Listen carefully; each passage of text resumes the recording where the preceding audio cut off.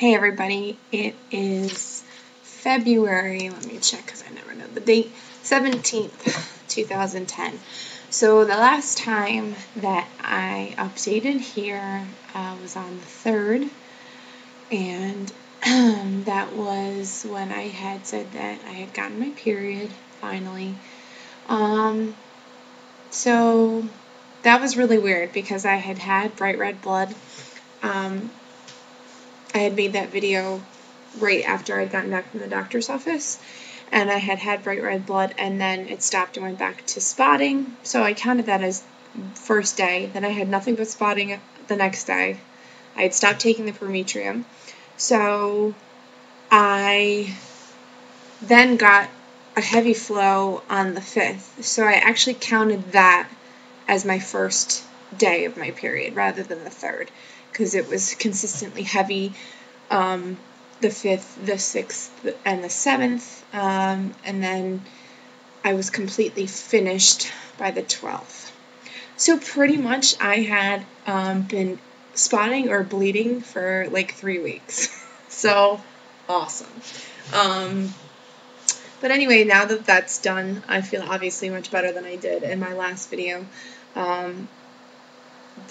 My husband and I kind of said we were going to just take a break this month because I had an appointment for an HSG, which I had done. I'll talk about that in a second. But we said that this month we were just going to try to not even think about it. I still have been temping.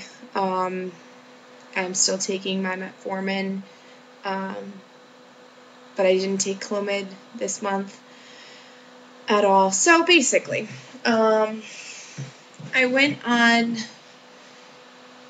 Monday to have my HSG done.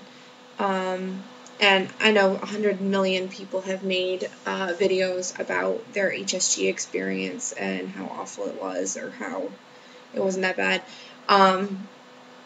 I had the sonohistopogram or whatever when they do it with the sonogram, the ultrasound, and that wasn't bad at all. So I really wasn't nervous about the HSG. I went in and I had that done on Monday. It was a little weird because they have you turn from side to side, and it was my reproductive endocrinologist was in there, and also a radiologist was in there, and I heard them kind of conferring, which made me nervous because they were whispering down at my crotch where the video screen was, talking about something or other that I couldn't really make out. And then he was like, okay, we're all done. So I sat up, and he's like, he went through right there, the radiologist went through right there what he saw. I have a tipped uterus. Awesome. I have clear, my tubes are open, which I guess is good. He said that I have a tricky cervix. I knew that from the last time, that I guess there's some bends in my cervix. I don't know what that exactly entails or means. But then he also said that if you notice on the right side, the fluid flows freely into your abdomen, which is what we want to see. And then he said if you notice on your left side, it kind of just pools. And so I said, what exactly does that mean? And he told me that it could possibly mean that the left side was where I had that cyst removed, that there could be some scarring there from that procedure or from something completely unrelated that would prevent the egg, if it was released from that side, getting to the fallopian tube or into the open fallopian tube. So he said that's something we'll have to look at more in depth. I don't know exactly what that entails, but whatever. At least I know the right side is normal, but then I'm confused. I don't know, because I had a really good follicle on the right last time. I triggered myself. It's just amazing that your percentage of getting pregnant each cycle is so low. It's just crazy. So that was done on Monday, and then I have an appointment on the 26th with my doctor to kind of discuss a game plan. So that's where I am right now. I started taking B6, baby aspirin, evening primrose oil on top of the metformin I already take, and then obviously my Synthroid that I take too. We've also been looking into supplements for my husband to get, his sperm count. Obviously, the higher the better.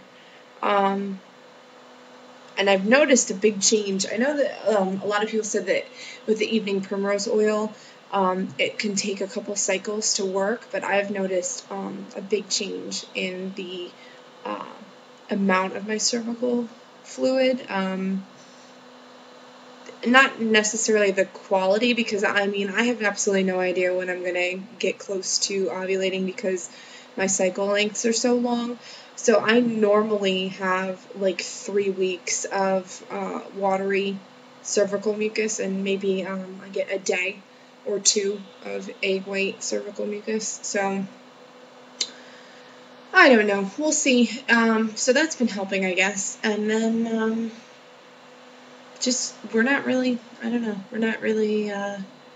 timing everything out and getting stressed out about it, which is actually nice. But I'm kind of excited about having this meeting next week and seeing where that leaves us, because I want a game plan, and I would love to hear someone tell me that it's not going to be too much longer, Ugh.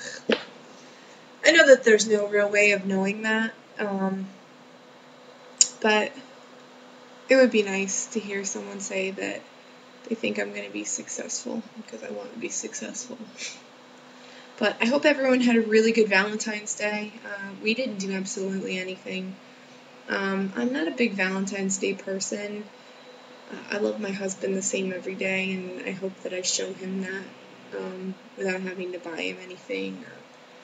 We go out to dinner all the time anyway, so we really didn't feel the need to do that. But he was nice. He got me a nice card, and he did get me some chocolates that I really don't need, but I'll eat them anyway, just so he doesn't feel bad, right?